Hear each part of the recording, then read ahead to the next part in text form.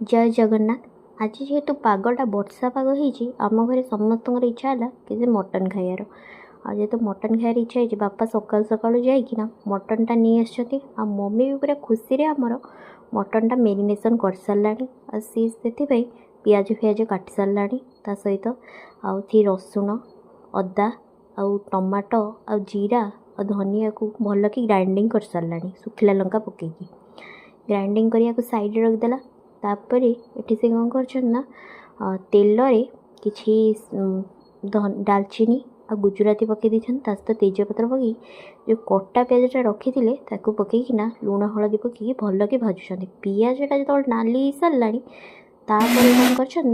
कर जो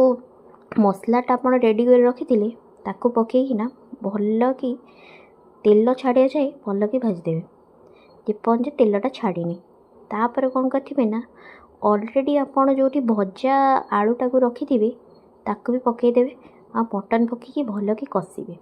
कषि सारापर कौन करेंगे ना ये जो आप मसलाटा रेडी कर कौन करेंगे ना गोटे प्रेसर कुकर को शिफ्ट करदे प्रेसर कुकर रे पानी देकी भल कि 2-4टा हुइसिल मारदेवे तापर जो चर्बीटा को आप रखिथे से चर्बीटा को भी आप पकईदेवे ये भी देखो चर्बीटा को भी 3-4टा हुइसिल देलापर आमर मटन पूरा रेडी मटनटा देखो पूरा रेड झोल है खाया भी मस्त लगे तापर कौन करेंगे ना एथिरे किसी डालचीनी आ गुजराती गुंड कर पकईदेवे एबे आमे खाया तो समस्ते पूरा जल्दी रेडी हो गले किंतु एबे कौन करिया ना आमे लंच प्लेटा भी देखीदेवा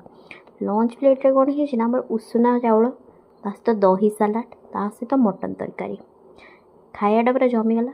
एबे कौन करेंगे ना आप रेसिपीटा आपको भल लगी ताले आपण मैंने निश्चय या कमेंट करेंगे शेयर करेंगे और सब्सक्राइब करेंगे और निश्चय जानवे आपको ये रेसिपीटा केमती लगला। रहुची जय जगन्नाथ।